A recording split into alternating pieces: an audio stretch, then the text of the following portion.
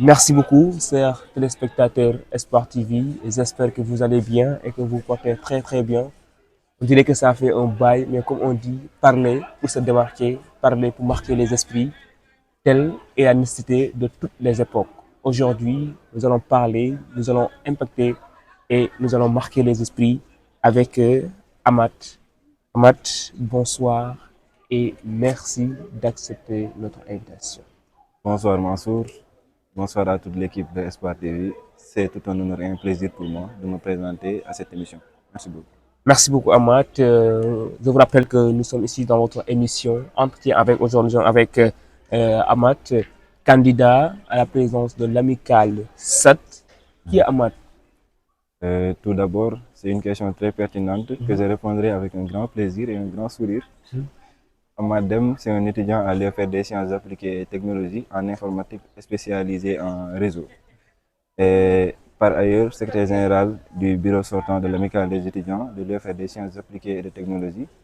En même temps, chargé de communication de la Fédération des amicales des étudiants de Saint-Louis. Aujourd'hui, vous dites que vous êtes le secrétaire général de l'amicale. De l'amicale, autant pour moi, SAT. Mais avant d'accéder à ce poste, quelle autre structure ou engagement avez-vous déjà occupé? Ok, bon, dans le passé, j'ai eu à fréquenter beaucoup de structures, notamment lorsque j'étais en primaire.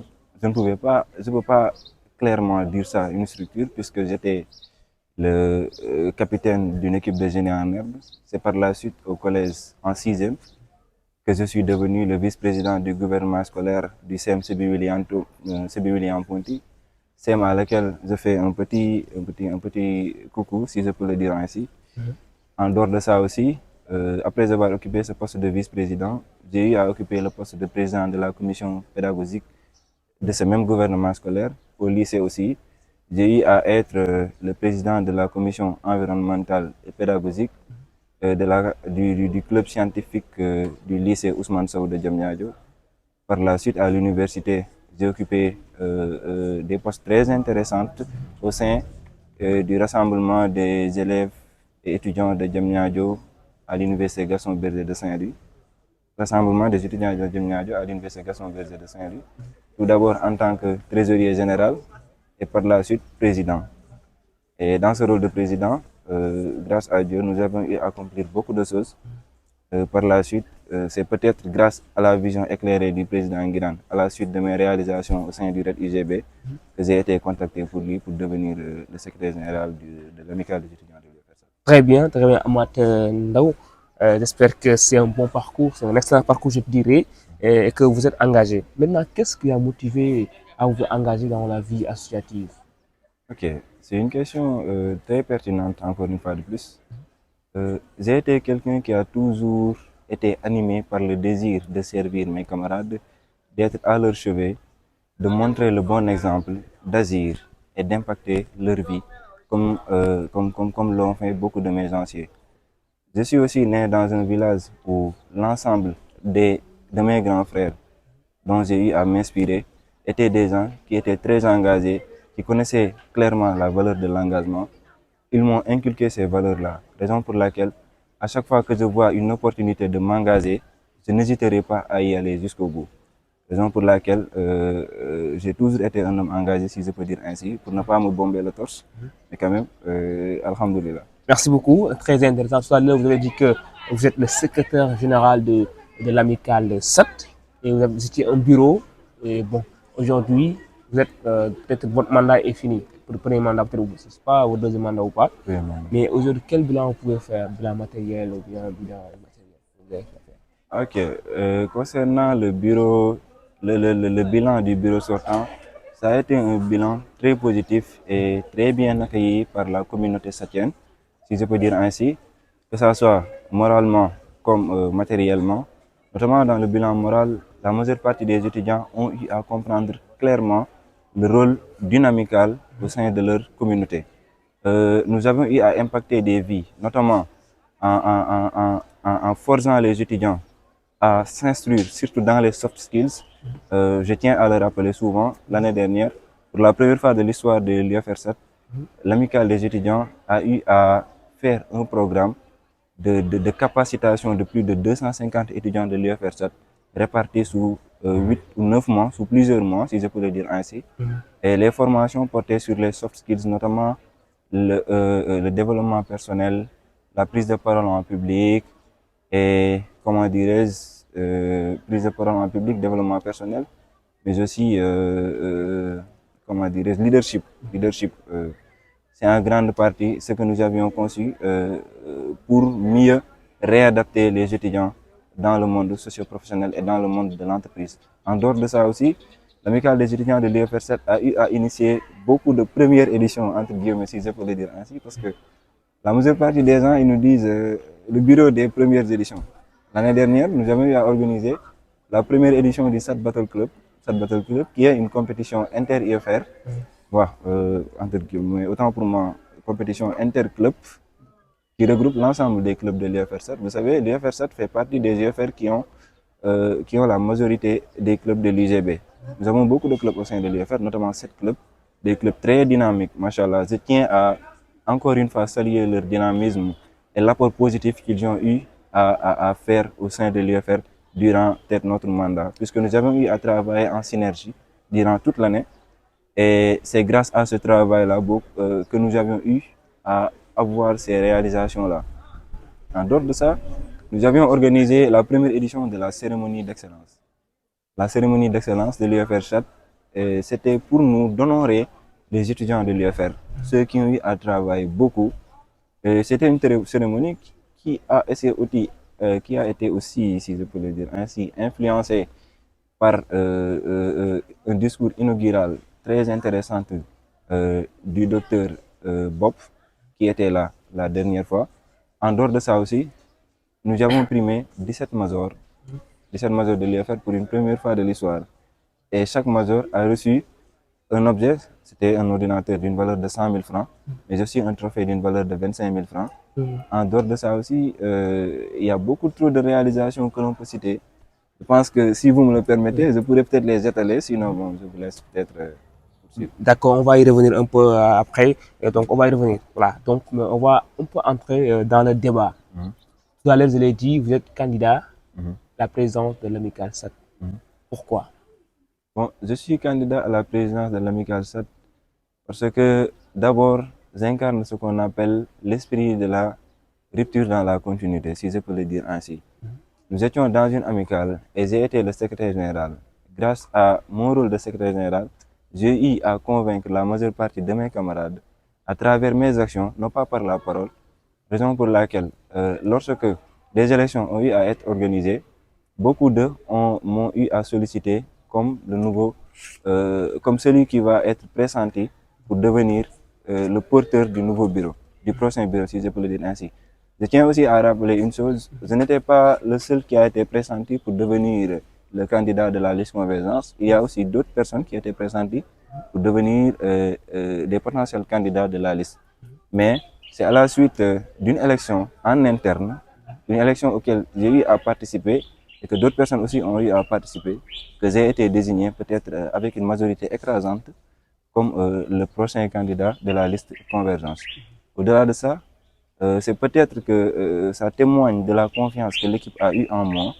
Et je tiens aussi à féliciter l'ensemble de l'équipe de la liste Convergence, mais aussi l'ensemble de ceux avec qui je travaillais dans le bureau de l'année dernière pour leur dynamisme et leur implication au sein de l'ensemble de nos activités. Merci beaucoup, c'est quand même très intéressant, c'est une bonne motivation. Maintenant, tout à l'heure, vous avez parlé de bilan positif. Mais est-ce que tous les étudiants sont d'accord que vous avez fait un bilan positif? Puisqu'il y a d'autres candidats, voilà, il y a une opposition. Mais quel est leur argument? Bon, vous savez, l'unanimité est impossible dans n'importe quel exercice. Ouais, et peut-être lorsqu'on faisait l'ensemble de nos activités l'année dernière, on avait pressenti ça, on savait clairement qu'il est quasi impossible de faire l'unanimité, de rendre tout le monde d'accord. Mais je sais clairement que la stricte majorité des étudiants de l'UFR des sciences appliquées et des technologies, je le dis avec un grand sourire, puisque c'est l'une des plus grandes UFR de l'UGB, si ce n'est le meilleur. Non. Maintenant, D'accord. ok. Je vous accorde ça en fait. Ok, l'UFR des sciences appliquées, la majeure partie des étudiants sont d'accord par rapport à ce que nous avons mis en place. on reçoit beaucoup d'interpellations par rapport à ça. Les gens nous appellent, ils nous manifestent peut-être parfois leur soutien. Il y a certains qui magnifient à chaque fois le travail que nous avons eu accompli. Je pense que c'est le plus important. Mais aussi, essayer de convaincre les autres étudiants à relier à notre cause, puisque je pense que c'est l'une des choses les plus essentielles à faire à ce moment. Mais il faut répondre à ma question, qui est très intéressante. Parce que vous avez dit que vous avez fait un bilan positif. Et que la plupart des étudiants sont avec vous. Vous avez dit non. Maintenant, il y a une opposition. Quel est leur argument? Qu'est-ce qu'ils disent en réalité? Bon, franchement, on s'attendait à ce qu'il y ait de l'opposition. Et que moi-même, je suis très, très content qu'il y ait une opposition. Parce qu'il y a des failles. Non, non, non. C'est pas qu'il y a des failles qu'il y aura forcément une opposition. Non, non, non. Parce que les ambitions sont différentes. Sinon, qui a leur argument, en fait. Bah, est-ce qu'il ne faut pas aller leur demander qu'est-ce qu'ils leur argument? Ils vont répondre, ça c'est sûr. Ok, c'est quoi leur argument en réalité? Mais en fait, moi, je ne me suis pas trop renseigné par rapport à ça. Mais une chose est sûre, nous avons un bilan très positif que nous avons accompli au sein de l'UFR des sciences appliquées et des technologies. Et un bilan qui a été salué par la stricte majorité des étudiants de l'UFRSAT. Sauf que ces opposants, ils ont leurs propres ambitions, ils ont leurs propres déclinaisons et ils ont peut-être quelque chose à proposer en parallèle de nous, ce que nous avons proposé, et ils en ont complètement le droit, puisque les élections sont libres, transparentes, démocratiques et ouvertes à tout le monde. Donc vous optez pour la continuité, je crois. Bon, pas seulement la continuité, mais il y a d'abord la continuité, puisque il faut le rappeler, la liste convergence dirige l'amicale des étudiants de l'UFRSAT depuis plus de 7 années. Depuis plus de 7 années, la liste convergence dirige l'amicale et ils ont eu à réaliser d'énormes choses positives. Mais vous savez ce qu'on appelle la rupture dans la continuité. Il y aura forcément des choses à améliorer, il y aura forcément des erreurs que les gens ont eu à commettre et qu'il faut réparer. Il y aura énormément de choses à lesquelles on pourra s'accentuer, mais aussi il y a ce qu'on appelle le renouvellement générationnel. Parce qu'à chaque génération, sa mission. Raison pour laquelle on est venu avec de nouvelles choses, si je peux le dire ainsi. On est venu avec de nouveaux arguments, tout en continuant ce qui a été déjà fait ici, puisqu'on sait clairement que ce sont des choses hyper positives et qui a profité à l'ensemble des étudiants de l'UFRSAT. Oui, merci beaucoup. Par là, je salue de passage le président, comment dirais-je, Gran, je vous salue. D'accord, maintenant, en tant que président, en tant que candidat, je veux dire, en tant que candidat à la présidence de l'amicale 7, est-ce que vous pouvez nous parler un peu de votre programme et votre vision qui dit de votre Ok, c'est la question que j'attendais le plus. Notre vision et le programme de notre candidat qui est Ahmad Deme. Actuellement, je parle en tant que membre de la liste convergence et je personnifie en troisième personne le candidat Ahmad Deme, puisque c'est un travail d'équipe quand même, il faut le dire. Je ne suis pas le seul, j'ai été encadré par une équipe très dynamique qui a toujours été là pour l'intérêt des étudiants de l'UFRSAT. À venir dans le programme, le prochain bureau, s'il sera dirigé par la liste convergence, et nous l'espérons qu'il sera dirigé par la liste convergence, va s'accentuer le plus sur l'extériorisation de l'amicale des étudiants de l'UFRSAT. Puisqu'on a déjà fait nos preuves, on peut le dire, la majeure partie des étudiants sont d'accord par rapport à ce que nous avons fait. Mais on ne va pas s'en arrêter là, puisqu'à chaque fois, il faut augmenter les choses, il faut avoir de nouveaux objectifs. En l'occurrence, il y a des projets qui sont déjà en cours, des projets qui sont déjà terminés et d'autres projets qui viendront, que nous avons déjà modélisés, et le programme sera partagé sous peu à l'ensemble des étudiants de l'UFR7. Mais n'empêche, je pourrais donner un bref aperçu par rapport à ce que nous voulons réaliser au sein de l'UFR7. Tout d'abord, il y a comment dirais-je, un panel, si je peux dire. Ce n'est pas seulement un panel, mais c'est un forum. Un forum qui regroupera l'ensemble des facultés ou UFR scientifiques des universités du Sénégal, qui s'intitulera peut-être Forum interuniversitaire des sciences et des technologies. Ça n'a jamais eu à l'université, à ce que je sache. On veut le mettre en place. En dehors de ça, dans le domaine pédagogique, nous comptons mettre en place une plateforme numérique, c'est-à-dire application ou site internet, où on y regroupera l'ensemble des ressources pédagogiques que les étudiants auront besoin, mais aussi ça pourrait aider, avec la complicité de l'administration, de gérer certaines démarches administratives au sein de cette plateforme. Parce qu'il faut le dire, des fois, les queues au niveau des administrations, c'est un peu compliqué. Je parle en connaissance de cause. Nous avons une administration très dynamique, machallah. une administration que je salue. Je salue aussi au passage le directeur de l'UFRSAT, mais aussi le chef des services administratifs, M. Moussandoy, ainsi que l'ensemble de l'équipe administrative de l'UFRSAT, qui sont en train de mener un travail remarquable, machallah. Mais quand même, toujours il faut dire qu'il y aura toujours des améliorations à faire ou bien à proposer.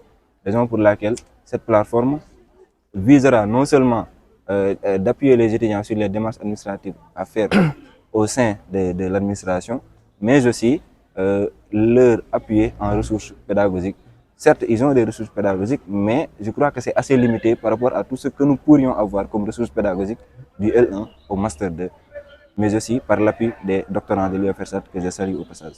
Merci beaucoup. Je vais un peu rebondir sur ce que vous avez dit par rapport à l'administration, certes, parce que bon, vous l'avez dit, vous êtes une bonne administration, etc., etc.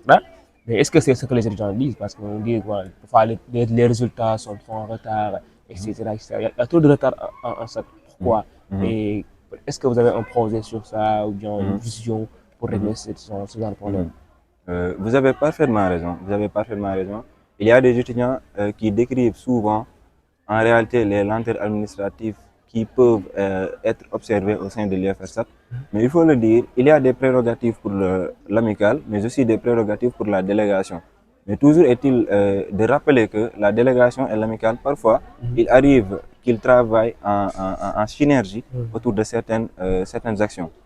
Raison pour laquelle même cette plateforme-là, qui visera peut-être à appuyer les étudiants sur les démarches administratives qu'ils veulent mener, pourrait être mise en place en complicité avec le nouveau bureau de la délégation, c'est-à-dire le CD, que je salue au passage le CDSAT et l'ensemble de ses membres, qui est toujours en exercice jusqu'à peut-être lors des prestations de services. Je les salue au passage. Ça pourrait être travaillé en synergie pour peut-être s'accentuer plus sur les lenteurs administratives, mais il y a aussi certaines de ces choses qui relèvent typiquement peut-être de la délégation et que chacun a son travail à faire. On pourrait leur laisser s'accentuer plus sur ça, tout en faisant notre mission en bon terme. Merci beaucoup, Ahmad. Je rappelle toujours, nous sommes avec Ahmad Dem, le candidat à la présidence de l'Amicale 7, la liste convergence toujours. Mais justement, peut-être que le temps file, on va un peu accélérer les choses. Maintenant, sur le long terme, quel impact souhaitez-vous laisser à la tête de cette amicale? Ok, merci beaucoup. C'est une question aussi qui fait partie des questions que j'attendais le plus. L'impact que l'on veut le plus, c'est peut-être motiver les étudiants, leur motiver à s'engager dans les structures estudiantines, savoir clairement ce qui est le rôle de l'amicale. Parce qu'il faut le dire, venir à l'université, apprendre, avoir des diplômes et partir, je crois que ce n'est pas l'idéal. Ce qui serait idéal, c'est de s'engager, c'est d'avoir une bonne maîtrise des choses. Parce que les amicales ou bien les structures estudiantines nous forgent à aller vers l'avant. Donc si toutefois on s'engage dans ces structures-là, nous pourrons avoir un plus que beaucoup de nos camarades qui n'ont pas pu profiter de ces structures-là peuvent avoir. En dehors de ça, j'ai l'habitude de le dire, j'incite souvent peut-être à mes bleus, comme on le dit dans le jargon de Sanarois, bleus, à mes bleus, que vous devez tout faire pour impacter positivement votre entourage. Ça, c'est très important. Moi, quand je me suis décidé de m'engager, en grande partie, c'est pour avoir peut-être un impact très positif au sein de mon entourage. C'est en réalité ce qui m'a motivé à beaucoup plus m'engager. À chaque fois que je vois des trucs que je peux faire, je m'y engage à fond pour me donner jusqu'au bout et produire des résultats plausibles et concrets par rapport à la situation. Merci beaucoup. Maintenant, on va parler sur les nouveaux bacheliers. Parce que bon, c'est un problème. Mais comment l'amicale aujourd'hui compte renforcer l'accompagnement des étudiants, surtout les nouveaux bacheliers? D'accord, merci beaucoup. Concernant l'accompagnement des nouveaux bacheliers, vous savez, les nouveaux bacheliers occupent à chaque fois une frange très importante de n'importe quel IFR. Ce n'est pas seulement l'IFR des sciences appliquées et technologies. Les nouveaux bacheliers ont souvent tendance à bénéficier des activités classiques que l'on voit souvent, faire une intégration, une petite visite au sein du campus, leur appuyer sur leur inscription. Je pense que les accompagnements peuvent aller au-delà de ça. Vous savez, je pense que certes, les questions de logement ou bien de bien-être au sein des campus ne relèvent pas directement de la responsabilité de l'amicale, mais relèvent plutôt peut-être de la responsabilité de la commission sociale et des structures estudiantines suprêmes qui sont au sein de l'UGB. Mais l'année dernière, si je peux le rappeler, l'amicale des étudiants de l'UFRSAT a eu peut-être à appuyer certains étudiants, même s'ils ne sont pas nombreux, mais il y en a beaucoup qui ont été appuyés par l'amicale des étudiants de l'UFRSAT concernant la recherche de logement, concernant beaucoup de besoins socio-pédagogiques, raison pour laquelle je pense que ça pourrait être beaucoup plus accentué. Cet accompagnement pourrait être beaucoup plus mis en exergue pour les aider et les faire beaucoup plus se ressentir étudiants au sein de l'UFR dans laquelle ils se sont inscrits. Merci beaucoup. Donc, c'est quand même intéressant parce que les nouveaux bacheliers, bon, mais vous, quelle action vous voulez mener en réalité? Quelle est votre vision par rapport aux nouveaux bacheliers? D'accord. Concernant les nouveaux bacheliers, tout d'abord, je compte mettre ce qu'on appelle un système de parrainage. Peut-être ça ne peut pas être du nouveau, mais c'est quand même un système très intéressant que j'ai eu à voir, que même l'amicale avait eu à initier et qu'il avait, il était allé jusqu'au bout, mais quand même, je pense que ça pourrait être beaucoup plus structuré. Ce système de parrainage permettra de mettre en rapport des nouveaux bacheliers avec des anciens de l'UFR qui pourront leur accompagner tout au long de leur cursus. Mettre un canal d'information pour l'UFRSAT qui recueillera peut-être les besoins des nouveaux bacheliers à chaque fois. Ils pourront peut-être essayer d'envoyer des messages au niveau de ce canal, relater ce qu'ils pensent de l'UFR, relater leurs besoins, et ces besoins pourront être pris en compte dans le futur. En dehors de ça aussi, vous savez, les nouveaux bacheliers, souvent, ils sont une France très vulnérable. Donc, je pense, au début, même l'accompagnement psychologique, ça doit être pris en compte. Vous savez, quitter son environnement familial, venir dans un nouveau environnement, si je peux dire ainsi, trouver de nouvelles réalités, vous devez être souvent accompagné psychologiquement avec des conseils, avec du mentorat. Peut-être ça pourrait vous aider à beaucoup plus s'intégrer sans faire des erreurs au sein de votre parcours universitaire, quoi que ça puisse être modeste. Très pertinent, M. Dem. Maintenant, quels conseils pratiques donnerez-vous aujourd'hui aux nouveaux étudiants pour mieux s'intégrer à l'université? Merci beaucoup. Merci encore une fois. Franchement, j'aime beaucoup vos conseils parce que vos questions, vous êtes en train de poser des questions très pertinentes, des questions qui me poussent à donner des avis favorables sur beaucoup d'argumentation. En réalité, le conseil que je donnerais à un camarade nouveau bachelier ou nouvelle bachelière, c'est d'abord de savoir ce qu'il y a à mener au sein de l'université. Parce qu'il faut le dire, la majeure partie d'entre nous, lorsque nous étions dans nos villages respectifs ou bien dans nos villes respectives, la veille de nos venues ici, au sein de l'université, nous avons eu à obtenir des conseils de la part de nos parents. Ils nous ont conseillé ce que l'on dit en Wolof, Yobel, si je peux le dire ainsi. Ils nous ont conseillé, ils nous ont guidés, ils nous ont dit beaucoup de trucs. Je peux dire à chaque fois que vous êtes en train de déraper du droit chemin, vous devez repenser aux propos de vos parents. Savoir que vous êtes venu ici pour apprendre.